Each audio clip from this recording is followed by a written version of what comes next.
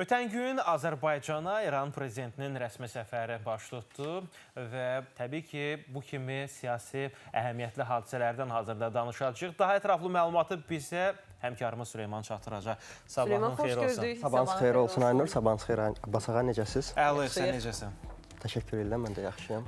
Siyasi aləmdə bir çox hadisələr baş verib və ötən günün Azərbaycanla bağlı əhəmiyyətli hadisəsi həm də İran prezidentinin rəsmi səfəri oldu. Bəli, artıq məlumat verdiniz bu barədə.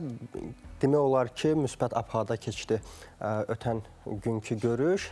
Həm biz iki tərəfli, həm geniş tərkibli görüşdən baxanda, eyni zamanda sosial şəbəkələrdə olan paylaşımlardan baxanda görə bilərik ki, müsbət abhavada keçib görüş. Hətta bilmirəm gördünüz yoxsa yox, İran prezidenti Məhəmməd Hüseyn Şəhriyarın şeirini belə Azərbaycan dilində səsləndirdi və bu da böyük ajitaj yaratdı. Sevildi Azərbaycan sosial şəbəkə istifadəçiləri tərəfindən və geniş paylaşıldı. Ətraflı danışacaq Süleyman sizə indi hər şeydən. Uğurlar. Çox sağ olun.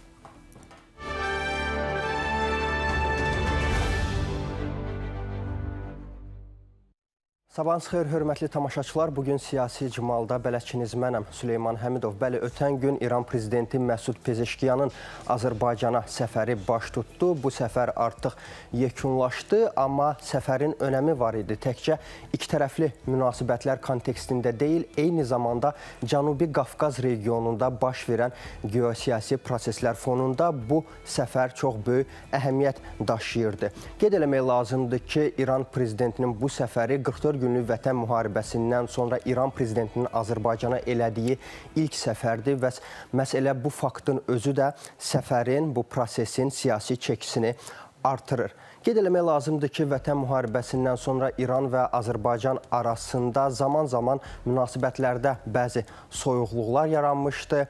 Buna bəzi səbəblər var idi. İstər İranın Ermənistanla olan münasibətləri, istər sərhəd boyu ərazilərdə hərbi təlimlər keçirilməsi, istərsə də Azərbaycanın İrandakı səfirliyinə terror hücumunun həyata keçirilməsi bu münasibətlərdə biraz soyuqluq yaratmışdı. Bu səbəbdən Pezeşkiyanın Azərbaycana səfəri həm iki ölkə arasında yaranmış maneələri, soyuqluğu aradan qaldırmaq, həm də yeni əməkdaşlıq imkanlarını müzakirə eləmək, bu əməkdaşlıq imkanlarını genişləndirmək üçün yaxşı fürsət olaraq qiymətləndirilirdi bu görüş. Pezeşkiyanın səfəri zamanı verdiyi açıqlamalar, verdiyi bəyanatlar onu göstərir ki, İran Azərbaycanla münasibətlərdə yeni baxış gətirmək istəyir. Eyni zamanda İran prezidenti açıqlamasında bildirdi ki, o Azərbaycanda özünü yad ölkədə hiss eləmir, özünü Ərdəbildəki kimi, Təbrizdəki kimi hiss eləyir və bir növ emosional mesaj verərək münasibətlərin gələcək inkişafı üçün zəmin yaratmağa çalışdı.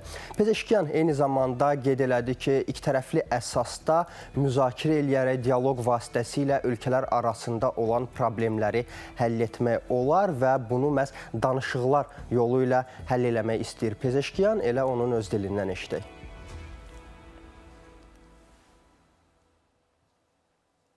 Bir-birimizin ərazi bütövlüyünə qarşılıqlı hörmətlə region ölkələri olaraq əlaqələri gücləndirə bilərik. Yollar və maliyyə kanalları aça bilərik. Bu yolla bir-birimizə kömək edərik. İstehsalçılarımız birgə çalışa bilərlər.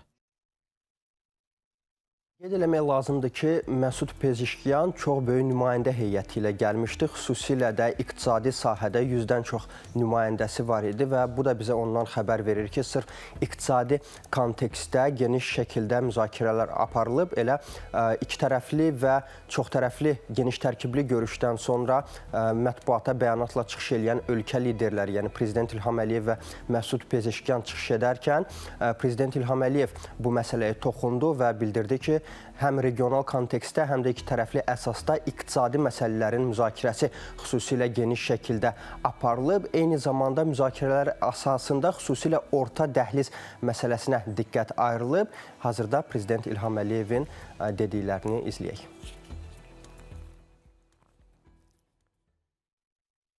Bu layihə, bütün bu layihədə iştirak edən ölkələr üçün çox böyük səmərə gətirəcək, böyük fayda verəcək. Azərbaycan öz ərazisində bu nəqliyyat dəhlizinin fəaliyyəti üçün bütün lazımi infrastruktur layihələrini həyata keçirib. hal-hazırda biz sadəcə olaraq artacaq yükləri nəzərə alaraq öz nəqliyyat imkanlarımızı və infrastrukturumuzu genişləndiririk. Hörmətli izləyicilər, regional təhlükəsizlikdən danışmışkən qeyd etmək lazımdır ki, hazırda dünyanın geosiyasi xəritəsində mühüm müzakirə mövzularından biri təbii ki, ABŞ və İran arasında baş tutan danışıqlardır, İranın nüvə proqramı ilə bağlı danışıqlardır və ötən gün Donald Trump ABŞ prezidentinin açıqlamasına görə artıq İran İslam Respublikası və Amerika Birləşmiş Ştatları arasında nüvə proqramı ilə bağlı sazişin imzalanması məsələsi heç də uzaqda deyil və Donald Trump əmindir ki, bu yaxınlarda rəsmi Tehran və rəsmi Vaşinqton arasında bu danışıqlar yekun mərhələyə çatacaq və saziş tezliyi ilə imzalanacaq. Ümumiyyətlə, qeyd eləmək lazımdır ki, Donald Trump bu danışıqların uğurla getdiyinə inanır. Hazırda hesab eləyir ki, hər şey onun istədiyi kimi gedir və yaxın zamanda bu proses yekunlaşacaq. Onu da qeyd eləmək lazımdır ki, Amerikada aparılan bir sıra sorğulara əsasən, xüsusilə ABC News, Washington Post və Ipsosun keçirdiyi sorğuları sübut eləyir ki, Donald Trump son 80 ildə Amerika Birləşmiş Ştatları prezidentləri arasında ən aşağı təsdiq reytinginə səbəb olub. Bunun əsas səbəbi də görünən odur ki, Trumpın hakimiyyətə gələndən sonra tətbiq elədiyi iqtisadi islahatlardır, bəzi ölkələrə qarşı tətbiq elədiyi tariflərdir. Qeyd etmək lazımdır ki, araşdırmaya görə respondentlərin 39% Trumpın ölkəni idarə etmə tərzini bəyənir, amma 55% isə Trumpın fəaliyyətindən narazıdır. Xüsusilə respondentlərin bir qismi iqtisadi vəziyyətdən narazıdır və narahatdırlar onlar bu vəziyyətdən. 73% hesab eləyir ki, bu vəziyyət hazırda pisdir və günü-gündən daha da pisləşməyə doğru gedir. Sorğu iştirakçılarının yalnız 31% hesab eləyir ki,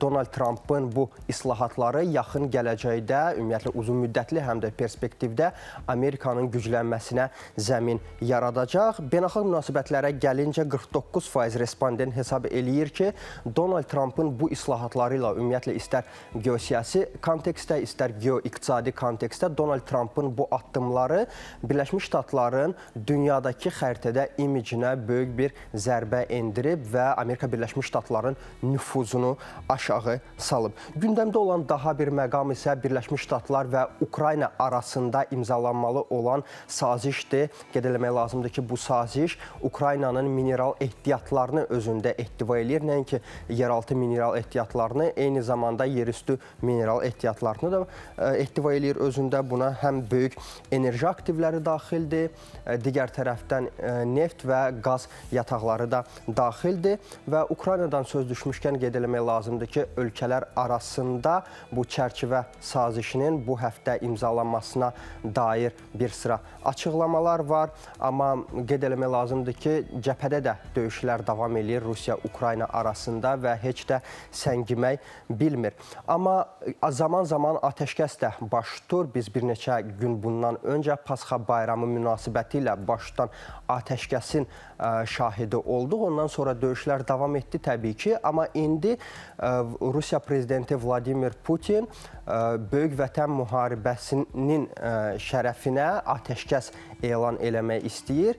Məlumdur ki, 80 illik il dönümüdür bu günlər ərzində olacaq, yaxın günlərdə, mayın 9-unda və bu səbəbdən Rusiya prezidenti yenidən bir neçə günlük atəşkəs elan eləmək istəyir və qeyd eləyir ki, Ukraynada bu prosesə müsbət yanaşmalıdır və adekvat cavab verməlidir bu atəşkəs sorğusuna, rəsmi Kremldən gələn sorğuya.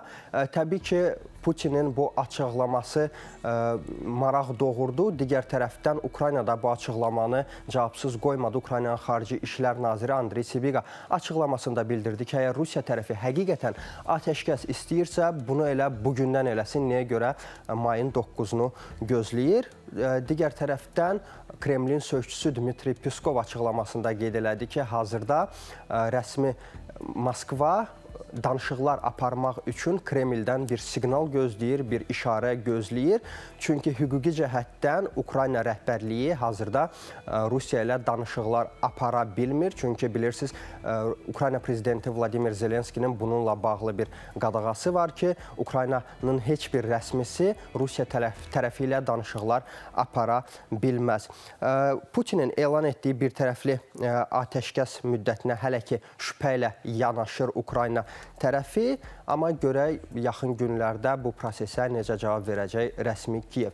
Qeyd eləmək lazımdır ki, müharibələr davam etdikcə təbii ki, dünyada silah alışı, silah istehsalı da artır və qeyd eləmək lazımdır ki, ötən il qlobal hərbi xərclər 2023-cü illə müqayisədə təxminən 10% artaraq ümumilikdə 2,7 trilyon dollara çatıb və biz bu rəqəmlərə baxanda görə bilərik ki, bu rəqəmlər soyuq müharibə bitəndən sonra illik müqayisədə ən böyük rəqəmdir və bu barədə Stockholm Beynəlxalq Sülh Araşdırmaları İnstitutunun yeni hesabatında məlumat yer alıb. İnstitutun ekspertləri hesab eləyirlər ki, dünyanın bütün regionlarında hərbi xərclər artır. Ən çox hərbi xərcin artımı isə Avropa ölkələrində, eyni zamanda yaxın şərqdə qeydə alınıb. Ən çox silah istehsal eləyən və ən çox silaha pul xərcləyən ölkələr arasında ilk beşlikdə isə Birləşmiş Ştatlar, Çin, Rusiya, Almaniya və Hindistan qərarlaşıb. Qeyd eləmək lazımdır ki, qlobal ümumi daxili